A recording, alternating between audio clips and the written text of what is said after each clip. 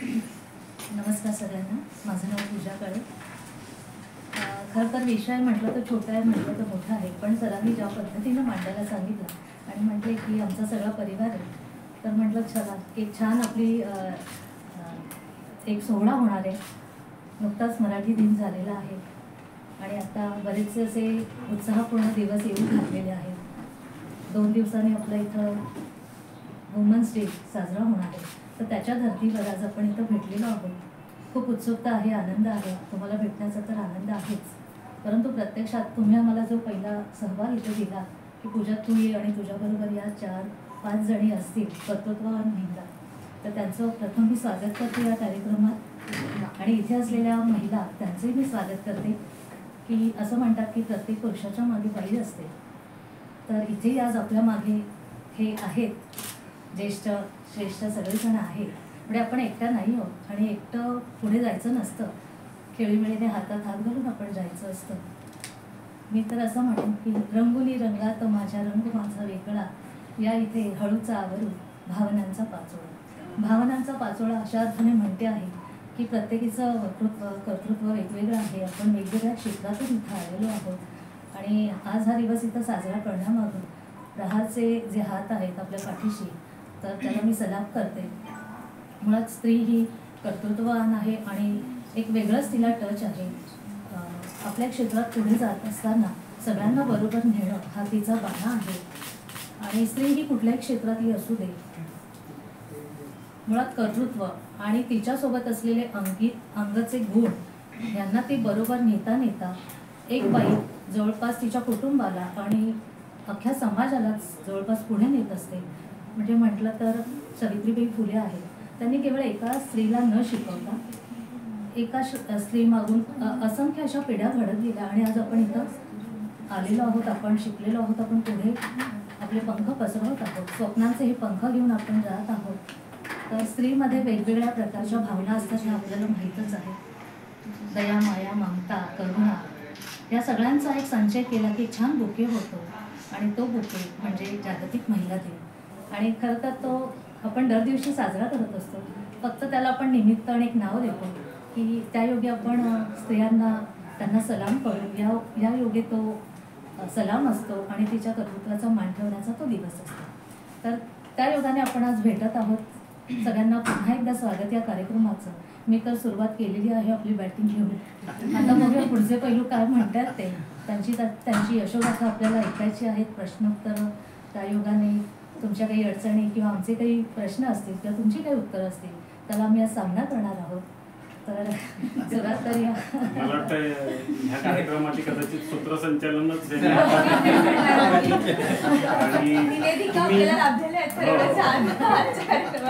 तुम्ही खरं तर म्हणालात की सावित्रीबाई फुलेंचा उल्लेख केला. खरं तर मला असं वाटतं कुठेतरी ना आपण समाजात जे श्रेय द्यायला पाहिजे ना स्त्रियांना ते देत नाही, दिलेलं नाही. त्याचं कारण तुम्हाला सांगतो. अगदी आपण छत्रपती शिवाजी महाराजांच्या आई म्हणा, सावित्रीबाई फुले म्हणा, अगदी आनंदीबाई जोशी म्हणा, पहिल्या डॉक्टर अहिल्याबाई होळकर म्हणा, म्हणजे आपण फक्त त्या गोष्टीनं मानत नाही कदाचित किंवा कुठेतरी कमी पडतोय असं मला वाटतं. बाकी अगदी घरापासनं अगदी कुठल्याही ठिकाणी गेलं तर स्त्रीचंच प्राबल्य दिसून येतं, म्हणजे सगळ्याच गोष्टीत असं आपण म्हणू शकतो.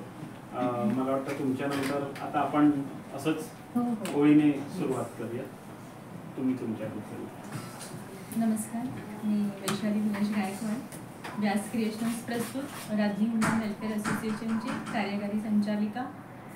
राज्य वुमन वेलफेअर असोसिएशन म्हणजे व्यास क्रिएशन्स ऑलरेडी आमची प्रकाशन संस्था ठाण्यामध्ये कार्यरत आहे गेली 18 वर्ष. 750हून अधिक पुस्तकं प्रकाशित केलेली आहेत आपण व्यास क्रिएशनतर्फे. व्यास क्रिएशन ज्येष्ठांसाठी तर कार्यरत आहेच कायम. आता 23 वर्ष, आता आपण ह्या वर्षी जो करतो ज्येष्ठ महोत्सव तो 24वा ज्येष्ठ महोत्सव असणार आहे व्यास क्रिएशनचा. ज्येष्ठांसाठी कार्यरत असताना तरुणांसाठी सुद्धा आपलं करिअर मंत्र किंवा करिअर मार्गदर्शन वगैरे कायम आपण तेही उपक्रम करत आलो.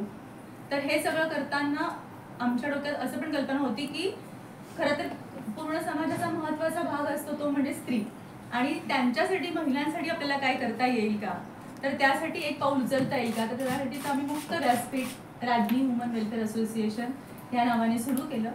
2020 साली खरं तर हे सुरू झालं आणि मला आज खरं तर सर खूप सांगायला आनंद होतोय की आज आमच्या राज्ञीचा वाढदिवस आहे.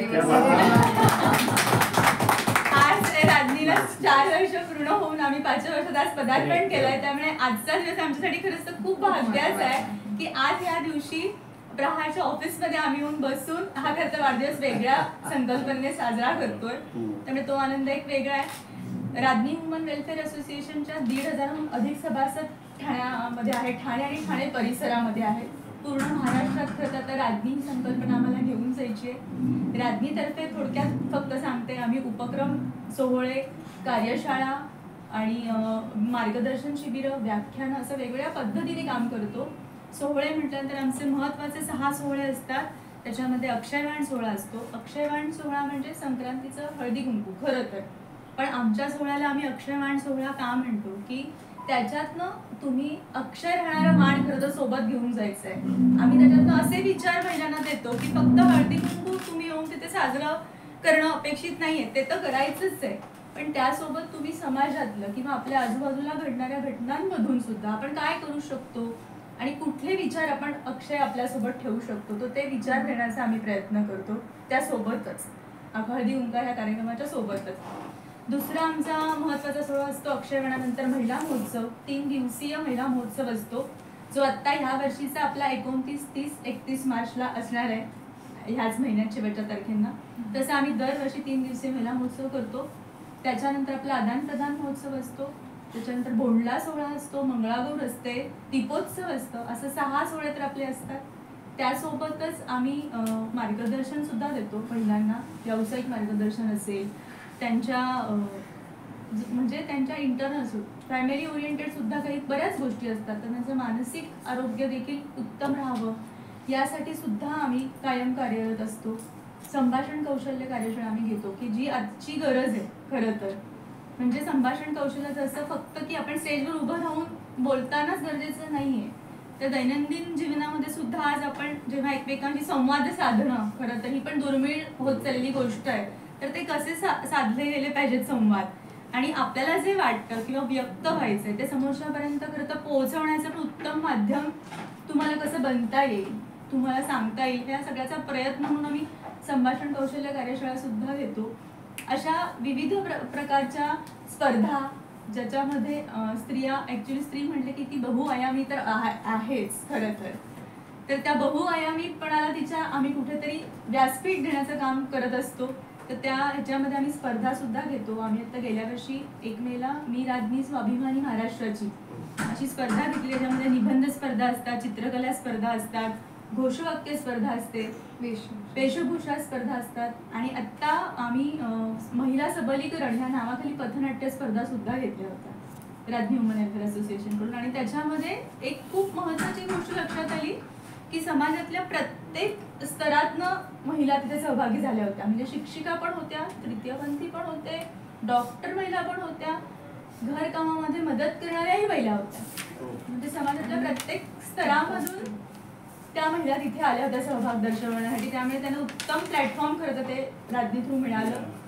अशा वेगवेगळ्या स्पर्धांमधनं प्लस आम्ही उपक्रम जे करतो त्याच्यामध्ये ह्या राज्ञी वुमन वेलफेअर असोसिएशन अंतर्गत, त्याच्यामध्ये आम्ही सामाजिक उपक्रम देखील करतो. सामाजिक उपक्रमांमध्ये जेव्हा आपण जीवन जगत असतो तेव्हा आपण समाजाचं सुद्धा काहीतरी देणं लागतो खरं तर. जेव्हा लोकांना वाटतं की सामाजिक कार्य म्हणजे जाऊन कुठेतरी खूप मोठं काहीतरी करायचंय, तर जेव्हा आपण एका स्त्रीची जडणघडणच तशी करण्याचा प्रयत्न जर केला आपण राज्ञीतनं की तुम्ही रोजच्या व्यवहारातनं काय करू शकता, तर ते एक करण्याचा आम्ही प्रयत्न करतो. त्याच्यासाठी आमच्या आजूबाजूलाच जे काही दिव्यांग मुलांच्या शाळा आहेत, मतिमंद मुलांच्या शाळा असतील, माटुंग्याचं आपलं महिलाश्रम आहे, श्रद्धा महिलाश्रम वगैरे आहे, ह्या सगळ्यांना आम्ही भेटी देतो. त्यांची काय आव्हानं आहेत, त्यांना काय अडचणी आहेत, किंवा त्यांना काही आपण आनंद देऊ शकतो का आपण त्यांच्याशी भेटून संवाद साधून, ह्या बाबतीत पण विचार करून सहज सुद्धा आम्ही भेटी त्यांना देतो. त्यांच्यासोबत रक्षाबंधन साजरं करतो, पुस्तक प्लस आम्ही त्या दिव्यांग मुलांसोबत आम्ही पुस्तक हंडी सुद्धा साजरी करतो. दहीहंडी ऐवजी आम्ही पुस्तक हंडी करतो. आणि त्यांचे जे सगळे कलागुण आहेत त्या ह्याच्याने ते जे काही छोटेखानी उद्योग करतात, म्हणजे त्या मुलांनी बनवलेल्या राख्या असतील, त्या मुलांनी बनवलेले ग्रीटिंग्स असतील, तर ते आमच्या राज्ञी महिला सुद्धा विकत घेतात. एका अर्थाने मग त्यांच्या उद्योगाला प्रोत्साहन दिल्याचं होतं. आणि आम्ही इतर संस्थांना किंवा इतरांनाही देखील आवाहन करतो की तुम्हाला जे काही घ्यायच्या असतील वस्तू तर ते ह्या मुलांकडून घ्या, असं म्हणून इतरांपर्यंत सुद्धा खरं तर त्यांच्या ह्याचं उद्योगाचं चालना देणाऱ्या गोष्टी खरं पोहोचवण्याचं काम राज्ञीतर्फे केलं जातं. असे अनेक उपक्रम आम्ही करत असताना खरं तर महिलांना एकत्र बांधून ठेवणं खरं तर हे खूप मोठं टास्क असतं. कारण की स्त्रिया म्हणले की खूप गोष्टींची सरमिसळ असते, भरपूर स्त्री स्वभावच जसा असतो त्याच्यामुळे खूप अपडाऊन्स असतात तिच्या आयुष्यात पण असतात, तिच्या स्वभावात पण असतात. स्त्रीला खूप बदल पाहावे लागतात, लग्ना अगोदरची ती, लग्नानंतरची ती, मुलं झाल्यानंतरची ती, मुलं होण्याच्या अगोदरची ती. त्यामुळे तिचे हे सगळे बदल नंतर एकदा 40शी पार केल्यानंतरची ती, याच्यामध्ये तिच्या शरीरातले, तिच्या मानसिक अवस्थेतले होणारे बदल, ह्या सगळ्यांमध्ये आपण एकत्र सोबत जेव्हा असतो तेव्हा तू कुठेही एकटी नाही आहेस, तुझ्या सोबत आम्ही सगळे आहोत. त्यामुळे राज्ञीतर्फे आम्ही हा प्रयत्न करतो की तिच्यातील मी साठीचं जगणं सुसह्य व्हावं, त्यासाठीचा हा प्रयत्न. त्यामुळे आमची टॅगलाईनच ती आहे की राज्ञी म्हणजे तिच्यातील मी साठी.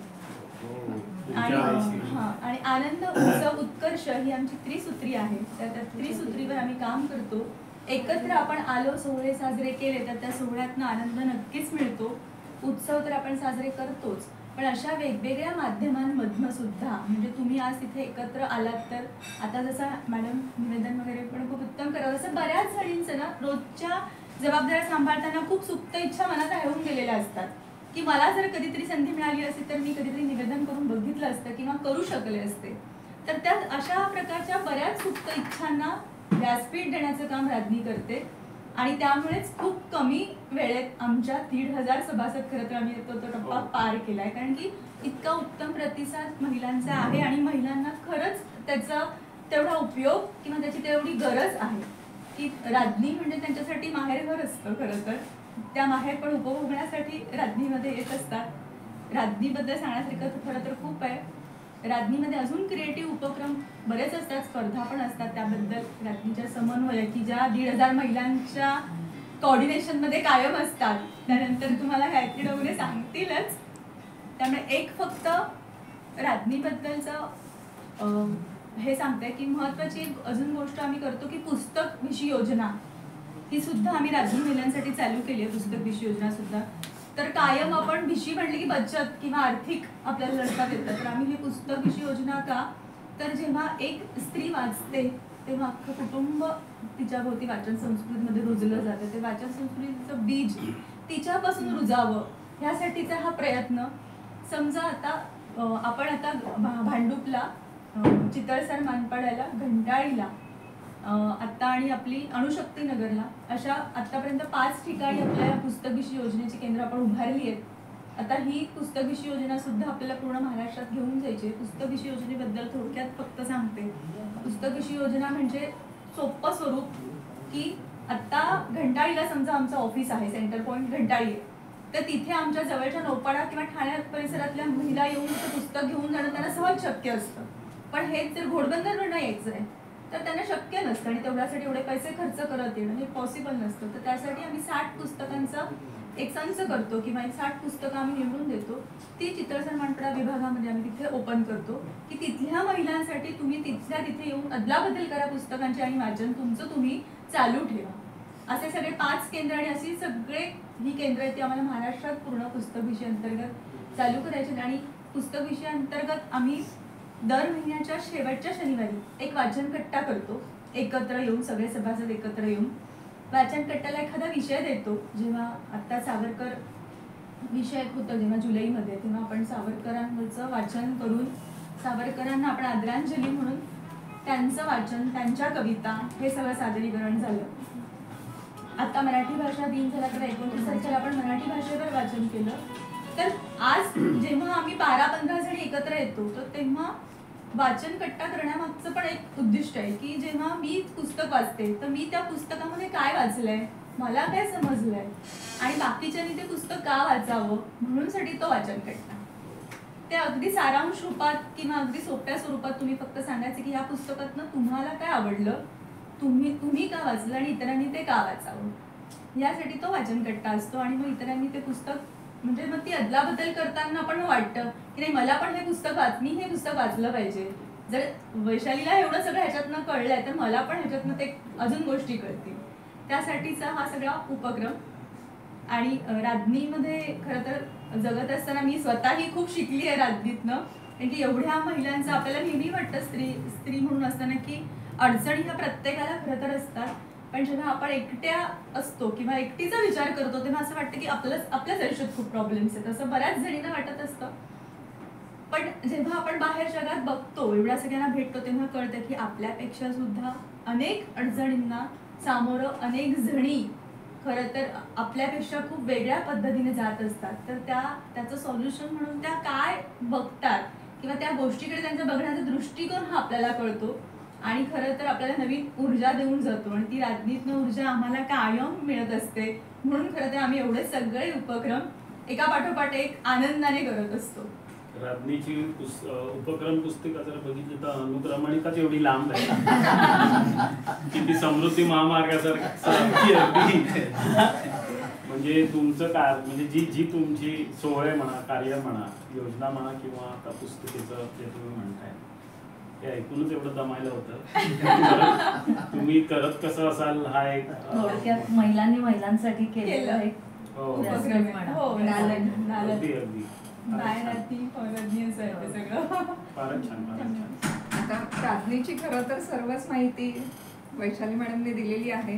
तर मी फक्त एक सांगू शकते की आपला आत्ता महिलांसाठीचा एक कस्तुरी विशेषांक येतोय या वर्षीचा. म्हणजे दरवर्षी आपण कस्तुरी विशेषांक काढत असतो. महिलांसाठीचा हा विशेषांक असतो. म्हणजे राज्ञीमधल्या ज्या आमच्या महिला सभासद आहेत त्यांना लिहित होण्यासाठी हे प्रोत्साहन असतं खरं तर विशेषांक.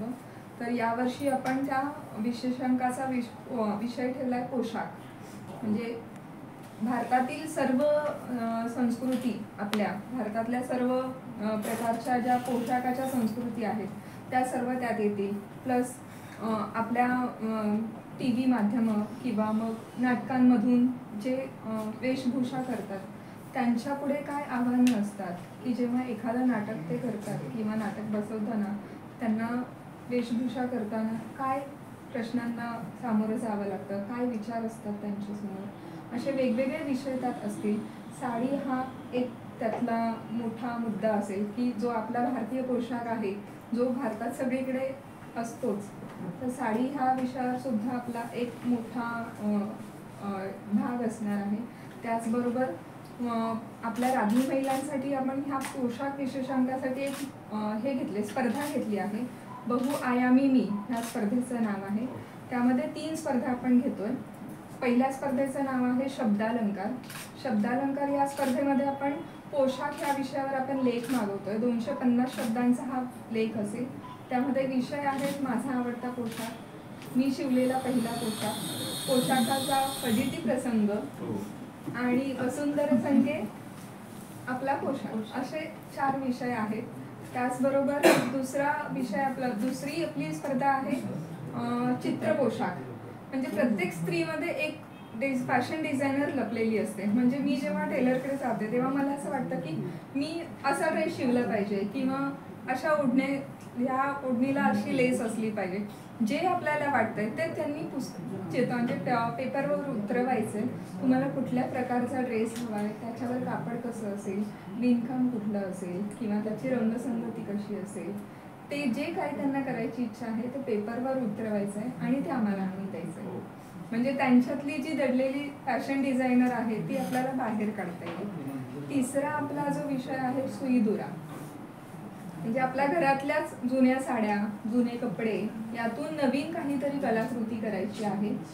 म्हणजे आम्ही आता खरं तर सांगितलं म्हणजे अगदी त्यांच्या डोक्याला चालना देण्यासाठी आम्ही पर्स सोडून, कुशनचे कव्हर सोडून, पडदे सोडून अगदी ह्या ज्या नेहमीच्या गोष्टी आहेत त्या त्यांच्या व्यतिरिक्त आपण सगळ्या वस्तू मागवल्यात. म्हणजे तुम्ही काही करू शकता. म्हणजे ड्रेसची ओढणी म्हणजे ओढणीच्या ड्रेसचं काही तुम्ही आता ज्यांनी बनवलेले आहेत ज्या गोष्टी त्या आमच्याकडे मी आता उलगडा करू शकत नाही खरं तर, पण त्याच्या व्यतिरिक्त आपल्याला बऱ्याच गोष्टी आहेत आणि त्या आल्या आहेत आमच्यापर्यंत. म्हणजे अगदी आपण विचारही करू शकत नाही इतक्या चांगल्या चांगल्या गोष्टी त्यांनी करून आणल्यात. म्हणजे त्यांच्या डोक्याला त्यांनी चालना दिलेली आहे आणि त्याचा खरंच खूप आनंद आहे की त्यांच्याकडून त्या गोष्टी आल्या ज्या अपेक्षित होत्या आम्हाला, की तुम्ही स्वतःच्या डोक्याला थोडीशी चालना द्या, काहीतरी त्यात करा, आणि त्या तिथपर्यंत पोहोचल्या आहेत. तर ह्याचा मला खरंच खूप आनंद होतोय की आपण असं म्हणतो की ठीक आहे, म्हणजे प्रत्येक महिला जेव्हा म्हणते की नाही मी काही नाही करत, मी घरीच असते, पण ती फक्त घरीच असते म्हणजे काही करत नाही असं नसतं खरं तर.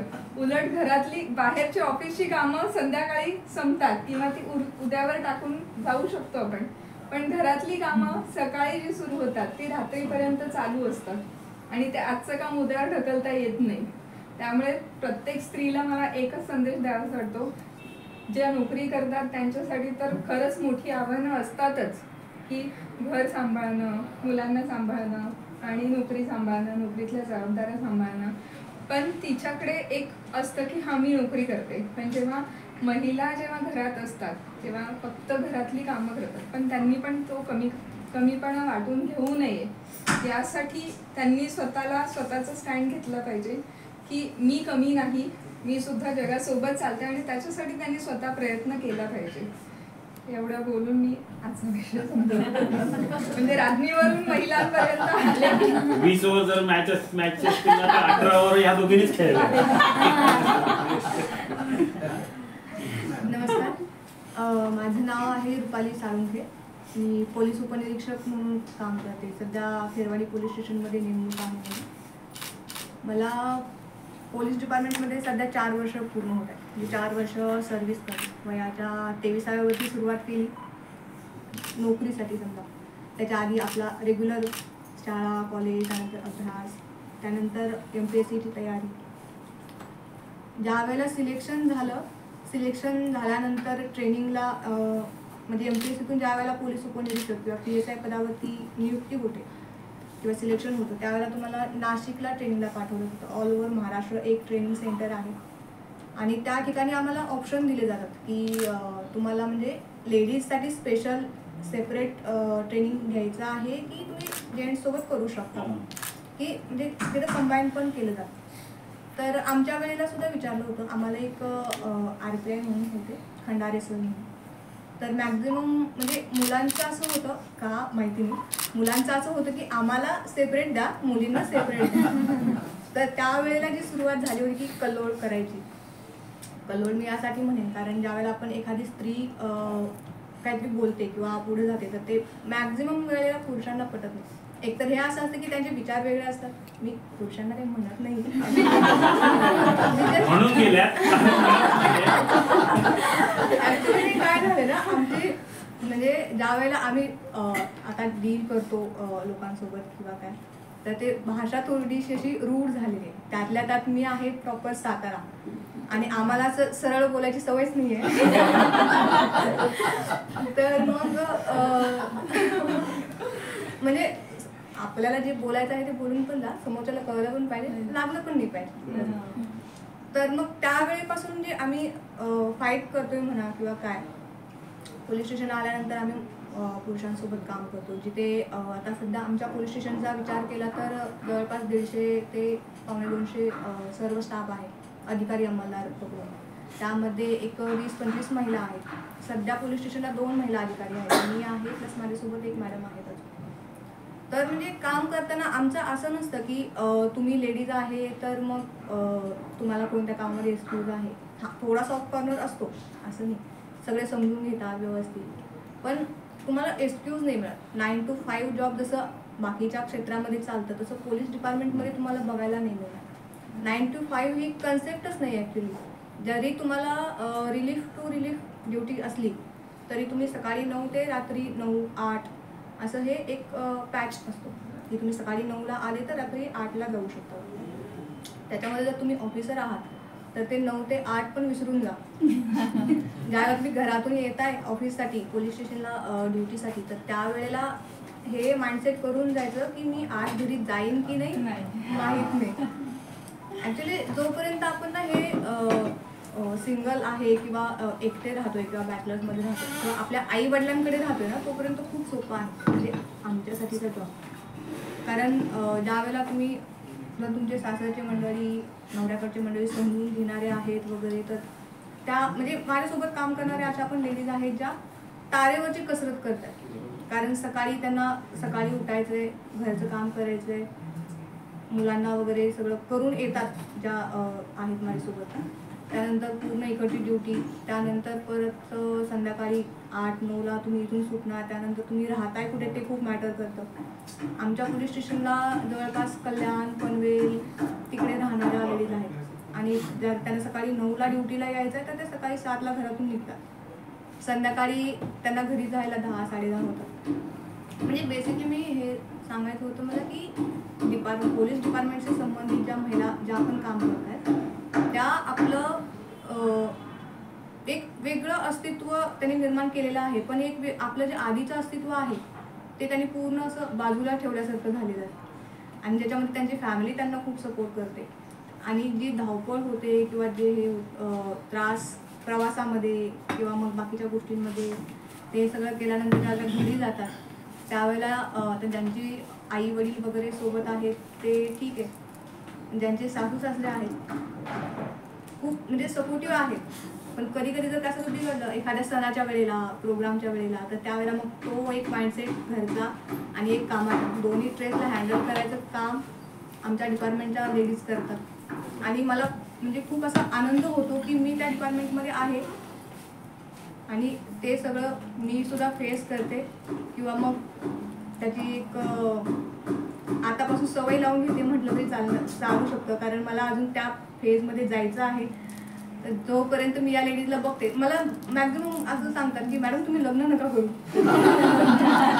म्हणजे ज्या वेळेला असं काय होतं अरे ना म्हणजे बेसिक आपण असं विचार काय झालं तर त्यावेळेला मग समोरून उत्तर असतात मॅडम तुम्ही आता एकटे आहे म्हणून तुम्ही हे असं करू शकताय, रात्री उशिरापर्यंत थांबू शकताय, तुम्ही तुमचं काम व्यवस्थित करू शकताय, पण ज्या वेळेला तुमचं लग्न होईल त्यावेळेला म्हणजे आता माझ्यासोबत आहेत त्या मॅक्झिमम कॉन्स्टेबल आहेत तर त्यांचं असं म्हणणं असतं की आम्ही ठीक आहे आम्ही रिलीफ टू रिलीफ निघून जातो, पण तुम्ही म्हणजे त्या बघतात की आम्ही रात्रंदिवस कधी कधी आलो तर इकडेच असतो, तर नंतर तुम्ही कसं करणार सगळं ॲडजस्ट. मग तुम्ही एक तर काम करा की तुम्ही फक्त डिपार्टमेंटचाच मुलगा बघा. हे पण सजेशन असतात. म्हणजे आम्ही आमचे टेन्शन तो ताण तणाव कामाचा तो सहन करतो प्लस आम्ही एक दुसऱ्याला अशी साथ पण देत असतो की हे मी एक्सपिरियन्स करते हे तुम्हाला भविष्यात एक्सपिरियन्स करायचं आहे. पण त्यातून पण एक असं चांगलं वातावरण असतं. आणि ज्या वेळेला आम्ही आता सकाळी मला ज्यावेळेला सरांचा फोन आला त्यावेळेला आम्ही VIP बंदोबस्तसाठी होतो. आज VIP काल आले होते आपल्या मुंबईमध्ये. तर म्हणजे हे माझ्यासाठी मला माहीतच नव्हतं की काय आहे आणि कशासाठी जायचं आहे. तर सरांनी मला बोलले की तुमच्या सिनियर साहेबांसोबत माझं बोलणं झालेलं आहे आणि तुम्हाला इकडे यायचं आहे. तर म्हटलं ठीक आहे मी येऊन जाईल, पण विषय काय नो आयडिया. त्या 4चं टायमिंग दिलेलं आहे पण 4 वाजता मी पोहोचेन की नाही नो आयडिया. कारण आमचं असं असतं की आपण जर म्हणजे आपल्या पर्सनल स्पेसमध्ये किंवा काय जर एखाद्याला जर कमिटमेंट केली किंवा एखाद्याला टाईम दिला तर त्या टायमिंगमध्ये आपण पोहोचू की नाही काहीच सांगू शकत नाही. प्रयत्न करतो पण पोहोचू की नाही मागे पुढे होऊनच जातं. आता पण बघितलं आता पण तुम्ही सगळे आले मला यायला उशीर झाला. म्हणजे बेसिकली असं थोडंफार होत राहतं. आणि मॅक्झिमम वेळेला असं म्हणतात की म्हणजे ज्या डिपार्टमेंटमध्ये स्त्रिया काम करतात त्यांचं असं होतं की त्यांना नॉर्मली बोलण्याची हे राहत नाही, आदब राहत नाही. तर त्याचं मागचं एक कारण असं आहे की आम्ही ज्या वेळेला जेंट्स लोकांसोबत डील करतो ना, जेंट्स मीन्स लाईक क्रिमिनल्स म्हणा किंवा आरोपी जसं आहे ते, तर त्यांना असं प्रेमाची भाषा समजतच नाही. त्यात अजून असं होतं की एखादा जेंट्सने जेंट्सला सांगितलं समजून घेतात कारण त्याला माहिती नाही. तर आता आपल्याकडे एक रेग्युलर ट्रेंड पण चालतो मेन टू मेन और मेन विल बी मेन असं काही. तर त्यांना ती अशी लेडीजची भाषा समजत नाही, मग त्यांना आम्हाला त्यांच्या भाषेत समजवावं लागतं. आणि त्यावेळेला ते थोडंफार मग ते ठीक आहे, आपण थोडंसं असं हे राहू शकतो. ते बरेच किस्से राहतात. आणि मेन म्हणजे आता जर मी माझ्या कामाबद्दल सांगायचं झालं, म्हणजे मी सध्या पोलीस स्टेशनला काय काम करते, तर आपण सर्वांनी निर्भया पथकबद्दल ऐकलं असेल.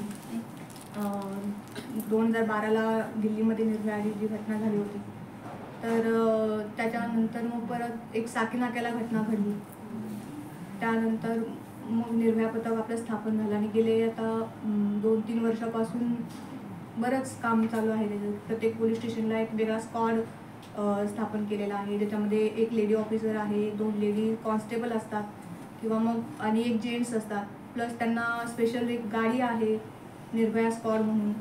त्यांनी डे नाईटमध्ये पूर्ण वेळ पेट्रोलिंग करायची असते. प्लस लेडीजचे जे पण काही कॉल्स येतील, कॉल्स इन द सेन्स की जर कोणाला काही मदत हवी आहे, आपण कंट्रोलला सर्वांना माहिती की आपण 100 नंबरला वगैरे कॉल करतो, मग त्यावेळेला ते लेडीजचे कॉल हँडल करणं, हे सगळ्या गोष्टी निर्भया पथक बघत असते. प्लस सिनियर सिटीजन कन्सेप्ट सिटीमध्ये तरी खूप जास्त असं दगदगता विषय किंवा मग सेन्सिटिव्ह विषय समजला जातो. तर आम्ही बेसिकली काय करतो ना की जे पण सिनियर सिटीजन्स आहेत, आमच्याकडे त्यांचा डेटा असतो पोलीस स्टेशनला रेकॉर्ड केलेला, तर मग जे पण सिनियर सिटीजन आहेत त्यांना भेटी देतो. ॲक्च्युली कधी कधी ना त्यांना भेटायला गेल्यानंतर असं होऊन जातं की आपण हे कशासाठी करतोय. म्हणजे त्यांचं वय आता 70-65 म्हणजे 75 म्हणा, 80+80 मॅक्झिमम म्हणजे जवळपास 62 ते 63 लिस्ट आहे लोकांची माझ्याकडे. तर आम्ही डेली आठवड्यातून नाही म्हटलं तर 4 ते 5 लोकांना भेटी देत असतो. तर त्यांच्यामध्ये असं जर त्यांच्याशी बोललं ना, इंटरॅक्ट केलं, तर ते असं सांगतात की मॅडम आम्ही म्हणजे आमच्या मुलांना खूप शिकवलं, आम्ही स्वतः शिकलेलं आहोत किंवा मग आम्ही एक वेल सेटेड आहोत, आम्हाला बँक बॅलन्सची कमी नाही आहे किंवा आमच्याकडे नातेवाईकांची पण कमी नाही आहे, पण आमच्या सोबत कोणी नाही आहे. म्हणजे त्यावेळेला असं वाटतं ना की आपण मुलांना शिकवतोय किंवा आपण त्यांना त्यांच्या भविष्याचा विचार करून शिकवतोय, मोठं करतोय, त्यांच्या पायावरती उभं करतोय, त्यांना परदेशात शिकायला जातो. आणि मॅक्झिमम लोक सगळे आउट ऑफ इंडिया म्हणजे राहायला, वर्षातून 1 वेळा 2 वेळा येऊन जाणं फक्त. त्यात पण एक वेळ मुलगा येतोय तर सेकंड टाइम मुलगी येते. म्हणजे त्यांना जो असा आपल्या नॉर्मल मिडल क्लास फॅमिली म्हणा किंवा नॉर्मल कुटुंबामध्ये जे एक सोहळा मिळतो ना नातेवाईकांचा, तसा त्यांना अनुभवायलाच मिळतो. म्हणजे त्यांचं हे असतं की ज्यावेळेला आम्ही वर्किंग होतो त्यावेळेला आम्ही आमच्या जॉबमध्ये व्यस्त होतो, त्यावेळेला मुलांसोबत वेळ द्यायला किंवा वेळ स्पेंड करायला आम्हाला हे नाही. आता मुलं हे झालेत, आमचं आयुष्य असंच. आणि जवळपास मॅक्झिमम जे काही सिनियर सिटीजन्स आहेत त्यांचं सेम म्हणणं असतं.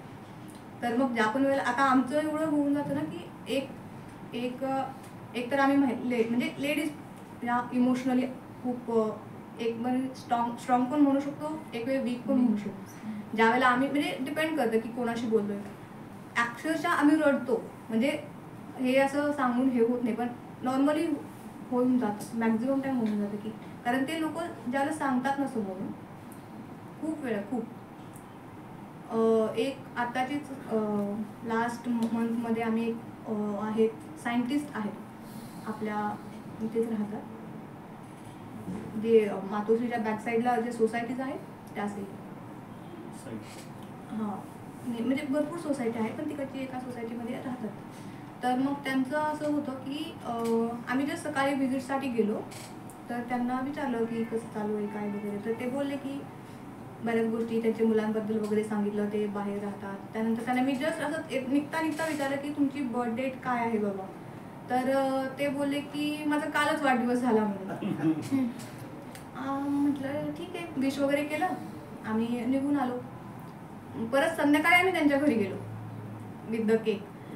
तर त्यांना म्हणजे ते अक्षरशः ते पूर्ण इमोशनल झाले, ते रडायला लागले. मग त्यांनी त्यांच्या मुलीला व्हिडिओ कॉल केला, ते आमची बोलणं करून दिलं. मग हे सगळं खूप म्हणजे एक सॅटिस्फॅक्शन मिळतं कधी कधी आपल्या कामातून. म्हणजे असं वाटतं ना की आपण एवढी स्ट्रेसफुल लाईफ जगतोय किंवा मग एवढं आपल्याला इतर लोकांसारखं 9 to 5 जॉब नाही करायला मिळत आहे, आपल्याला आपल्या फॅमिलीसोबत वेळ नाही घालवायला मिळत किंवा मग आपण त्यांच्यासोबत नाही राहू शकत. तर कधी कधी असं वाटतं ठीक आहे ना, आपण आपल्या फॅमिलीसोबत थोडंफार हे करून इकडेच्या लोकांना पण हे करू शकतो. तर निर्भया पथकामध्ये काम करताना ह्या गोष्टी पण खूप म्हणजे इमोशनली अटॅचमेंट झाली किंवा मग हे सगळं गोष्ट आहेत. महिलांशी संबंधित जर ज्यावेळेला आपण कामं करतो, त्याच्यानंतर स्कूल विजिट्स करतो, मुलांसोबत इंटरॅक्ट करतो, त्यांना जे आता नवीन सुरू आहे सायबर फ्रॉड म्हणा किंवा लहान मुलांशी संबंधित सगळ्या गोष्टी, तर त्याच्यावर अवेअरनेस. कारण आपण नेहमी म्हणत असतो की prevention is better than cure. तर कारण पण लोकांना माहितीच नसतं की म्हणजे काय चालू आहे आणि ते कसं थांबवू शकतो किंवा काय. तर मग मॅक्झिमम टाईम आम्ही काय करत असतो ना, लाईक कॉर्नर मीटिंग्स घेणं किंवा मग स्कूलमध्ये जाऊन लाईक पोलीस दिदी प्रोग्राम आहे किंवा मग त्यांच्यासोबत बोलणं, त्यांच्या चर्चा करणं. प्रत्येक आता आपल्याला फर्स्ट क्लासपासून बिलकुल कॉलेजपर्यंत, ग्रॅज्युएशनपर्यंत, डिग्री कॉलेजपर्यंत प्रत्येकाच्या सोबत इंटरॅक्ट करत असतो. तर त्यांच्यामध्ये जाऊन बोलणं, आता लहान मुलांशी बोलतो तर त्यांना त्या पद्धतीने सांगावं लागतं की म्हणजे लहान मुलांना असं असतं की त्यांना कळत नाही की गुड म्हणजे लोक टच करतायत तर ते कोणत्या पद्धतीने करतायत. तर मग ते गुड टच म्हणा किंवा कुठे हात लावला तर ठीक आहे काय नाही वगैरे त्या गोष्टी त्यांना ती सांगण्याची पद्धत सेम गोष्ट आम्हाला मोठ्या मुलांना सुद्धा सांगावी लागते.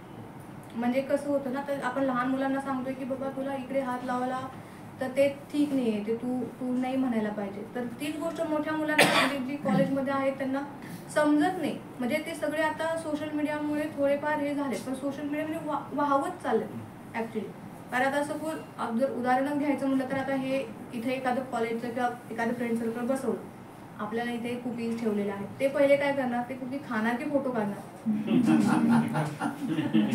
बेसिक ना, ते पहिले फोटो काढणार, अपलोड करणार.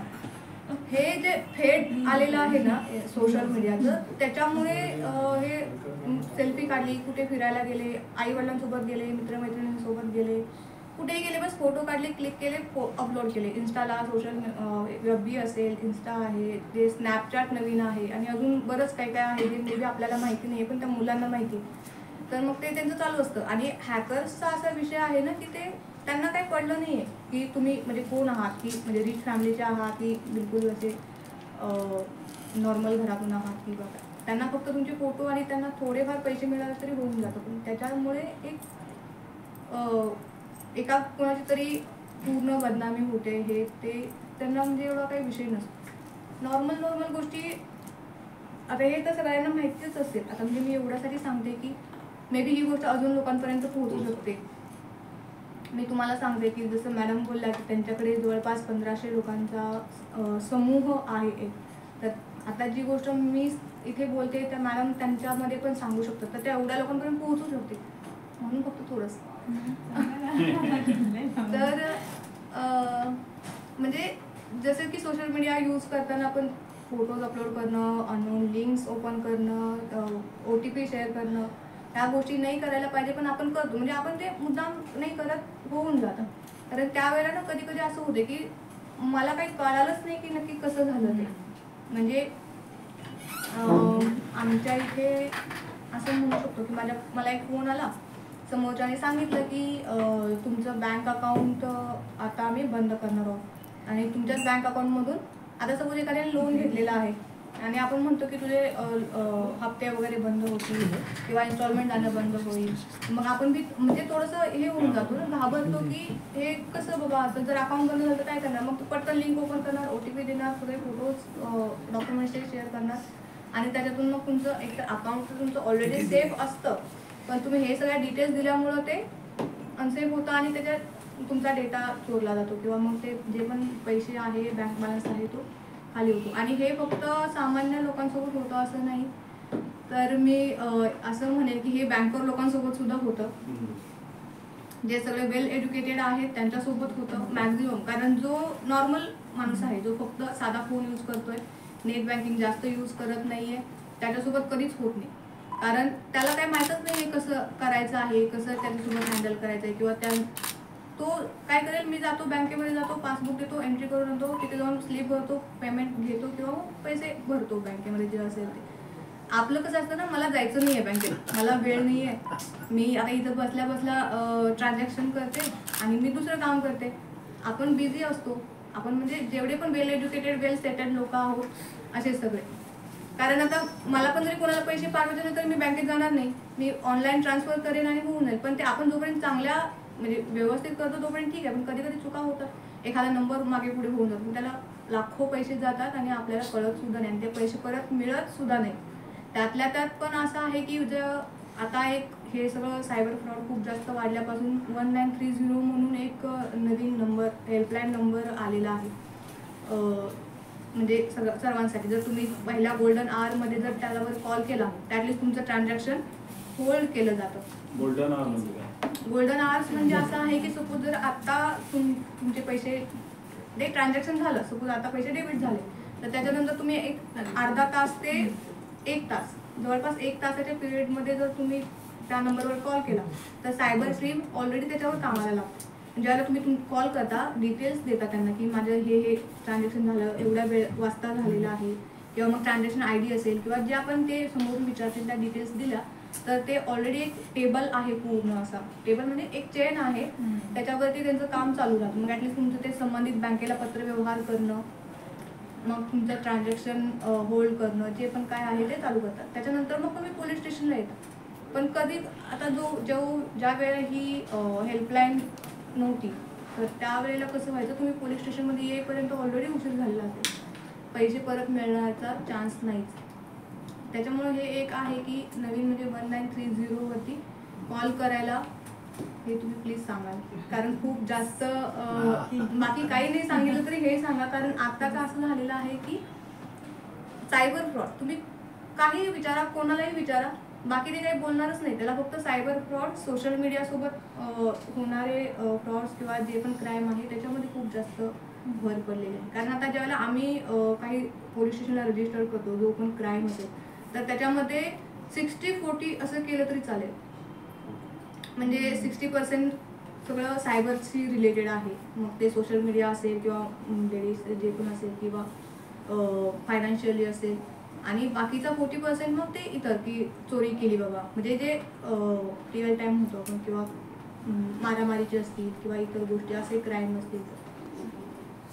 मला फक्त एवढं सांगायचं होतं की सायबर फ्रॉड त्याच्यापासून आपण सगळे सेफ राहूयात आणि आपण ही माहिती थोडीशी स्प्रेड करूयात, कारण नवीन सुरुवात झालेली आहे. पण कसं होतं ना, जोपर्यंत आपल्याला स्वतःला अवेअरनेस नाही राहत तोपर्यंत आपण इतरांना पण काही सांगू नाही शकणार. तर मग सर्वांनी थोडीशी काळजी घ्याल. संपूर्ण खेरवाडी पोलीस स्टेशन इकडे आल्याबद्दल धन्यवाद बोलले आणि मला वेळ दिल्याबद्दल थँक्यू. नाही खरं तर तुमच्या सगळ्यांना कदाचित कल्पना असावी की तुम्ही गेल्यानंतर व्यवस्थित सगळ्या गोष्टी मांडाल, म्हणून बरोबर तुम्हाला मी इकडे पाठवलेलं आहे. तर तुम्ही जीवनाच्या अलीकडच्या टप्प्यात आहात, जीवनाच्या पलीकडच्या टप्प्यात देखील तुम्ही अगदी छान संतुलित म्हणजे बॅलन्स अगदी राहून सुखी संसार कराल. आमच्या सर्वांचीच एकाच वेळेला ही इच्छा. ऑफिसर आहे BMC मध्ये यवनाथ वॉर्डला, कोबामेटाचा हेड पोस्ट, म्हणजे आपलं आरोग्य केंद्र आहे तिकडे, UPSC आरोग्य केंद्र सगळं एकत्र आहे. मी यापूर्वी माझी आणि अरुण पाटलांची ओळख झाली, त्यानंतर माझी आणि सरांची ओळख झाली.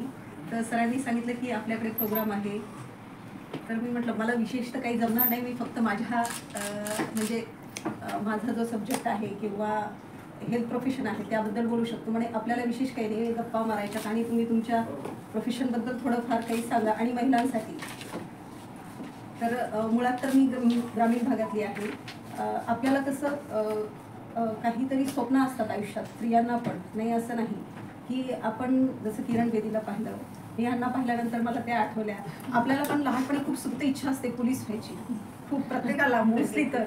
आणि मला खूप इच्छा होती की IAS अधिकारी व्हायचं, किंवा अशी पावर असावी स्त्रियांमध्ये ज्यामुळे की म्हणजे तेव्हा कदाचित आपल्याला तेवढं लक्षात येत नसावं की आत्ता खूप कंडिशन बदलली आहे, पण तीच कंडिशन 30-35 वर्षापूर्वी किंवा 50 वर्षापूर्वी खूप डिफरंट होती.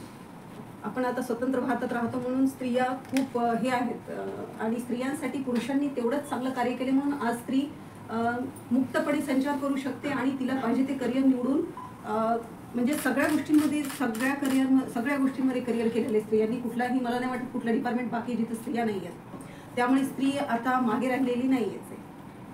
तर मला हे म्हणायचं की सगळ्यांची इच्छा असते, माझी पण खूप इच्छा होती, पण कसं असतं ग्रामीण भागात हे असतं की नाही इंजिनियर व्हायचे तर तुम्ही कंपनीत स्त्रियांना जॉब करायचं तर खूप अवघड आहे, किंवा कुठलाही वेगळा मेडिकल फील्ड म्हणजे सगळ्यात इझी आहे, जिथे स्त्रिया आपलं प्रोफेशन जॉब नाही करायचं तर तुम्ही प्रॅक्टिस करू शकता. यामुळे त्यानंतर सुद्धा मला ग्रॅज्युएशन झाल्यानंतर सुद्धा खूप इच्छा होती कमीत कमी MPSC द्यावी. म्हणजे मला हे जसं मी आयुर्वेद केलेलं आहे, आयुर्वेदाचा संस्कृत अभ्यास आणि सोबतच ॲलोपॅथीचा अभ्यास हे करण्यापेक्षा मी म्हटलं त्यावेळेस मी IAS एक्झाम 100% क्रॅक केली असती. इतका हार्ड अभ्यास करण्यापेक्षा हे अभ्यास केला असता तर फार बरं झालं असतं असं वाटतं. आपली इच्छा प्रत्येक वेळी असते, पण कसं असतं माहिती आहे का, आपलं कॅलिबर जरी असेल आणि काही गोष्टींमुळे आपल्याला जर एखादी म्हणजे गोष्ट अचीव नाही करू शकलो, जी आपल्या हातात आहे त्यातून आपण काय छान करू शकतो हे जास्त महत्त्वाचं आहे असं मला वाटतं. तर स्त्रियांनी काही गोष्टी भेटल्या नाहीत म्हणून डिप्रेस होण्यापेक्षा आणि मागे जाण्यापेक्षा आत्ता काय हातात आहे आणि त्यातून मी काय छान करू शकते हे पाहावं, हे जास्त मला वाटतं. आणि गव्हर्नमेंट त्यासाठी पण खूप प्रयत्नशील आहे. आणि जसं मॅडमनी सांगितलं, वैशाली मॅडमनी, त्या राधनी चालवतात व्यास क्रिएशन, त्यामधून पण स्त्रियांना खूप साऱ्या गोष्टींना त्यांना स्वातंत्र्य भेटलं, त्यांचे विचार मांडण्यासाठी खूप साऱ्या गोष्टींना वाव भेटला त्यांना. असं स्त्रियांनी डिप्रेस होऊ नये, प्रत्येकाच्या इच्छा पूर्ण होतात असं नाही. आणि कसं असतं त्यातलाच एक पैलू आहे फॅमिली. स्त्रियांच्या लाईफमध्ये 2 व्यक्ती असे असतात, जसं की वडील आहेत आणि त्यानंतर जर मॅरेज केलं तुम्ही तर पती आहे. तर प्रत्येकाला दोन्हीही गोष्टी सगळ्यात चांगल्याच भेटतील असं नाही. काही लोकांसाठी वडील पण चांगले नसतात, काही लोकांसाठी पती पण चांगला असतो. माझ्या लाईफमध्ये तेवढं एक छान आहे की माझे वडील अतिशय सात्विक विचाराचे होते, त्यामुळे त्यांचे विचार मला भेटले आणि मी कधीही डिप्रेशनमध्ये गेली नाही. मला जरी एखादी गोष्ट नाही भेटली तरी पण आपण हा विचार करावा की दुसऱ्यांकडे ती पण गोष्ट नाही आहे, तर आपण करून आपण त्यांची मदत आणि आणखी त्यातून काय छान करू शकतो या गोष्टीचा विचार करून मी खूप साऱ्या गोष्टींमधून बाहेर पडून आले. डिप्रेस कधी व्हायचंच नसतं स्त्रियांनी. आणि कसं असतं काही वेळेला आपली चॉईस चुकते, अरेंज मॅरेज असो किंवा लव्ह मॅरेज असो. म्हणून जरी समजा पती चांगला नसेल तरी अशा खूप साऱ्या मैत्रिणी भेटू शकतात. जसं त्यांनी सांगितलं त्याप्रमाणे खूप संस्थाही आहेत, त्यातून स्त्रियांना खूप सारी मदत होते. त्यामुळे मला असं म्हणायचं की स्त्रिया आता पहिल्यासारखं फक्त घरात डांबून नाही राहू शकत. त्यामुळे स्त्रियांची प्रगती छान झालेली आहे. फक्त एवढंच आहे की आता स्त्रियांनी कसे कुठली गोष्ट ॲक्सेप्ट करायची आणि कुठली नाही, खूप साऱ्या गोष्टी आहेत ज्या की त्यांनी पण चुका करू नये. तर म्हणजे हेल्थच्या बाबतीत पण तेवढंच आहे.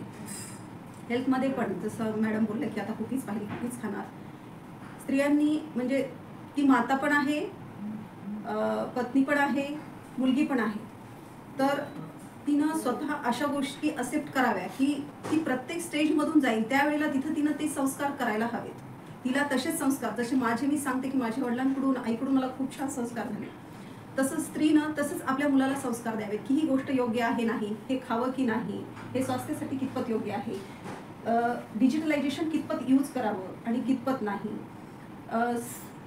माता जननी स्त्रीचं कसं असतं, ती मुलाची पण आई असते आणि पतीसाठी पण ती एक आईचंच काम करते. तर त्यावेळेला पण ती तेवढंच म्हणजे त्याला पण एज्युकेट करू शकते, त्याला सांभाळू शकते आणि त्याचा आधार पण बनू शकते आणि पती पण तिचा आधार बनू शकतो असं नाही. तर पुरुषांनी पण म्हणजे मला हे म्हणायचं की स्त्रियांनी कसं आहे आपल्या खूप साऱ्या गोष्टींचं भान ठेवायला हवं आहे की आपण काय करायला पाहिजे. हेल्थच्या पैलूनुसार मी सांगितलं त्याप्रमाणे सिंपल गोष्ट आहेत, पण त्यांनी जर ती अडॉप्ट केली तरच त्या दुसऱ्यांना देऊ शकतात आणि ती व्यक्ती त्यांचंच ऐकतात. जसं मदर सांगते ना तेव्हा बच्चू ऐकतो. माता ही पहिली गुरु आहे आणि खूप वेळेला मी सांगितल्याप्रमाणे ती घराची मालकीण आहे, होम मिनिस्टर म्हणतो आपण तिला, तेव्हा ती खूप साऱ्या गोष्टी कंट्रोल करू शकते. स्त्रीला खूप सारे पॉवर आहेत, ती स्वतः दुर्गा पण आहे, काली आहे, कुठलीही तिला आपण उपमा दिली तरी ती प्रत्येक रूपामध्ये आहे. त्यामुळे स्त्री शक्ती आता खूप चांगल्या प्रकारे मला वाटते आता आपल्याला म्हणजे स्त्रिया मागे नसल्यामुळे स्त्री प्रबळ आहे, सशक्त आहे आणि इंडिपेंडंट आहे, स्वतंत्र आणि दुसरी गोष्ट म्हणजे सक्षम, कर्तृत्ववान, स्वतःची अर्निंग करणारी, स्वतःचं घर चालवणारी. माझ्याकडे स्त्रियांसाठी म्हणजे BMC मध्ये मी काम करते ना, तर मी जे काम करते त्याच्यामध्ये पण सगळं स्त्रियांसाठीच आहे मोस्टली. तरी मी जिथे काम करते तिथे नॅशनल प्रोग्राम चालवते. त्यामध्ये माता बाल संगोपन, प्रेग्नंट वुमन आणि बच्चूंचं इम्युनायझेशन पण होतं. दुसरी गोष्ट म्हणजे सगळेच प्रोग्राम चालवले जातात. गव्हर्नमेंटच्या स्कीम आहेत स्त्रियांसाठी, खूप सुंदर स्कीम आहेत. प्रेग्नंट लेडी असेल, फर्स्ट प्रायमी असेल तर तिच्यासाठी गव्हर्नमेंट तिला न्यूट्रिशन आणि तिच्यासाठी न्यूट्रिशन म्हणून पण देतो. पोषण आहार तर अंगणवाडीमध्ये देतोच. वरतून आमच्याकडून पण आम्ही तिची डिलिव्हरी झाल्यानंतर प्रायमीला आम्ही 2 इन्स्टॉलमेंटमध्ये 5000 रुपीज देतो. तसा फॉर्म भरून आता गव्हर्नमेंटनं जर समजा सेकंड चाइल्ड फिमेल झालं तर फिमेलसाठी गव्हर्नमेंट खूप काय करतं म्हणजे मुलींचं प्रमाण वाढवायचं आहे, मुलींची भ्रूण हत्या होऊ नये, गर्भामध्ये हत्या होऊ नये यासाठी. तर त्यासाठी सेकंड चाइल्ड जर फिमेल झालं तर आपण तिला म्हणजे डायरेक्ट 2 इन्स्टॉलमेंटमध्ये मुलगी झाली की लगेच आपण तिच्यासाठी 6000 गव्हर्नमेंट देतं. तिच्यासाठी गव्हर्नमेंट स्त्रियांसाठी खूप काम करतं. खूप सुंदर स्कीम आहेत, फक्त त्या आहेत तर लोकांपर्यंत पोहोचलेल्या नाही. आणखीन जे CHV आशा असतात त्या पण लेडीज आहेत सगळ्या, म्हणजे कम्युनिटी हेल्थ व्हिजिटर्स आहेत. कम्युनिटीमध्ये जाऊन त्या लोकांसाठी काम करतात. हे काम म्हणजे आशा सेविका हे गव्हर्नमेंटनं का तयार केलेलं आहे सगळं, तर स्त्रिया आहेत 35 वर्ष आहेत, जसं मी सांगितलं घरात बसून आहे. तिला कसं असतं मनात खूप हिजिटेट होतं की मी काहीच करत नाही आणि कोणी नाही तर कोणी टोचत असतं, तू घरीच तर आहेस, तुला काय म्हणजे काय प्रॉब्लेम आहे आणि काय करतेस तू, दिवसभर किती काम करते आणि ती सगळंच घर सांभाळत असते. खरं तर ती लक्ष्मी आहे त्या घरची, पण तिला डावलल्या जातं प्रत्येक गोष्टीला. तर तिला एक तिकडे स्वाभिमानानं जगता पण यावं, तिला थोडंफार अर्निंग पण व्हावं आणि दुसरी गोष्ट 4 ठिकाणी जाईल तेव्हा तिला विचारांची देवाणघेवाण पण होईल. या सगळ्या गोष्टी त्यातून गव्हर्नमेंटनं पाहिलेल्या आहेत आणि तिला अर्निंग पण करून दिली. सोबत गव्हर्नमेंटनं स्वतःचा पण फायदा पाहिलाय, पण तिला अर्निंग दिली आहे. आणि ती जेव्हा त्या एरियात जाते ना तेव्हा तिला 4 लोक विचारतात, ताई तुम्ही आला नाही, तर तेव्हा तिला असं वाटतं की मला कोणीतरी विचारतं. त्यामुळे गव्हर्नमेंटनं काही गोष्टी दिलेल्या आहेत ज्या स्त्रियांना त्यांच्या सशक्तीकरणासाठी प्रबल करण्यासाठी दिलेल्या आहेत. दोन्ही फायदा झालेला आहे. आणि कोविडमध्ये पण ह्या लोकांनी सर्व लोकांनी फार सुंदर काम केलं आहे. कोविडमध्ये मी नायरला होते त्यावेळेला पण आपण म्हणजे स्पेशली स्त्रियांसाठी पण खूप सारे प्रेग्नंट वुमनसाठी. तर ही जी लोकं होती ना जशी अशी मी सांगितलं कम्युनिटीवाली, त्यांनी बाहेर जाऊन एरियामध्ये खूप सुंदर काम केलं. त्यामुळे अंगणवाडीवाले परत स्वयंसेविका. तर मला हे म्हणायचं गव्हर्नमेंटच्या खूप साऱ्या सुंदर स्कीम आहेत स्त्रियांसाठी. म्हणजे अशा संस्था तर करतातच, पण गव्हर्नमेंट पण करतं. तिकडे आपलं दुर्लक्ष आहे.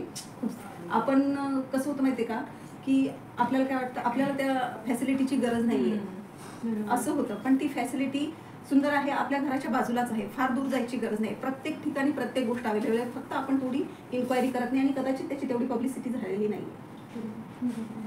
म्हणून ऑनलाईनच होतं त्या सगळ्या गोष्टी आजकाल. जसं प्रेग्नंट वुमनचं वॅक्सिनेशन होतं ते पण ऑनलाईन होतं. बच्चूंचं आता आम्ही काम करतो त्यामध्ये सगळ्या ॲडव्हान्स गोष्टी आहेत. आधी आपण कार्ड घेऊन जायचो. वॅक्सिनेशन कोविडचं वॅक्सिनेशन कसं झालं मला एवढ्यासाठी सांगायचं आहे की खूप सारे लोक असतील ज्यांना बच्चूंचं वॅक्सिनेशन करायला पण वेळ भेटत नसेल. स्लॉट असतो बच्चूंसाठी सुद्धा तुम्हाला. तर मोबिलायझर म्हणजे CHV आशा असतात त्या तुमच्याकडे येतात. इव्हन ती सुद्धा रजिस्ट्रेशन करून तुमचं अपॉइंटमेंट घेऊन देऊ शकते बच्चूंच्या वॅक्सिनेशनची. हे आणखीन पब्लिसिटी झालेली नाही आहे. युविन म्हणून पोर्टल आहे. हां जसं कोविडचं होतं कोविन त्यातलेच एक 3 पोर्टल आहेत. हे त्यातलं हे युविन पोर्टल आहे.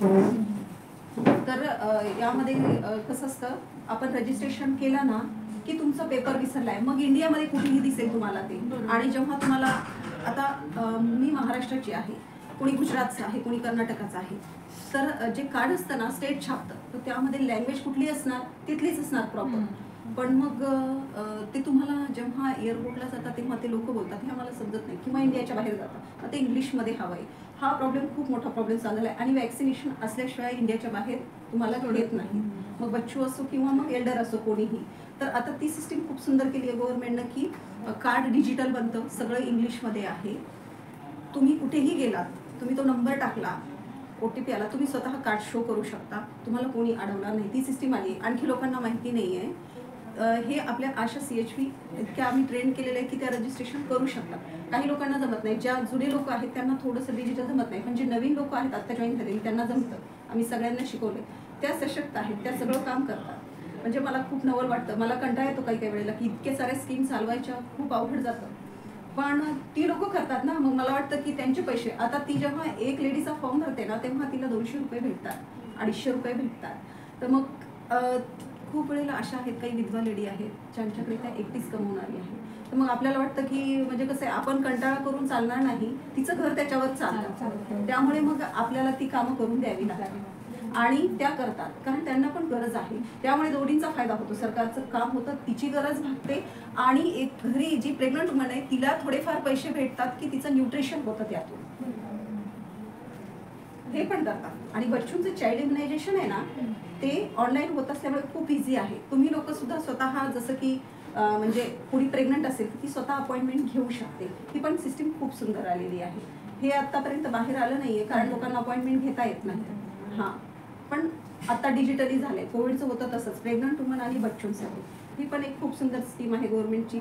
मला आता बाहेरच्या तेवढ्या माहिती नाही, पण गव्हर्नमेंटच्या ज्या लेडीजसाठी स्कीम चालतात त्या मोस्टली तरी हेल्थच्या सगळ्या मला माहिती आहे. आणि मला एक बोलायचं की लेडीजनी कसं आहे, मॅडमनी सांगितल्याप्रमाणे prevention is better than cure. आम्ही काम ह्याच्याच धर्तीवर करतो की स्वस्तस्य स्वास्थ्य रक्षणम आतुरस्य विकार प्रशमनम. आमचा जो हा भाग आहे म्हणजे इम्युनायझेशन वगैरे हा स्वस्तस्य स्वास्थ्य रक्षणमध्ये येतो, म्हणजे प्रिव्हेंटिव्ह केअर. आणि दुसरी येते ती आतुरस्य विकार म्हणजे चिकित्सा, म्हणजे ट्रीटमेंट, ह्या गोष्टी. तर हे जास्त महत्त्वाचं आहे. आणि हे आपण मोठ्या आजार क्युअर करतो ह्याच्यामुळे जेव्हा हे प्रोग्राम चालवतो. पोलिओ आहे किंवा मग जसं की मिसल्स आहे, हे सगळे मोठे आपण कव्हर करतो. आणि त्याचा एक सहभाग म्हणजे बेस लाईनला काम करणाऱ्या व्हॉलेंटियर्स ज्या असतात त्या सगळ्या आपल्या स्त्रिया आहेत. आशा आणि CHV हा जेंट्स सापडणार नाही तुम्हाला, सगळ्या लेडीज आहेत. आणि वॅक्सिनेशन करणारे आता एखाद दुसरा ANM जेंट्स सापडेल, नाही तर सगळ्या स्त्रिया आहेत. माझ्याकडे 33 ह्या व्हॉलेंटियर्स आहेत आणि बाकी ANM आहेत. सकाळी असं म्हणजे मच्छी मार्केटसारखा भरतो करतात त्यांचं खूप, पण त्या काम करतात. आणि त्यांना हे फॅसिलिटी गव्हर्नमेंटने दिली आहे की तुम्ही तुमचं सगळं काम करून येऊन नंतर माझं काम करून द्या. त्यामुळे त्या खुशीनं करतात. भले थोडंसं मानधन भेटतंय.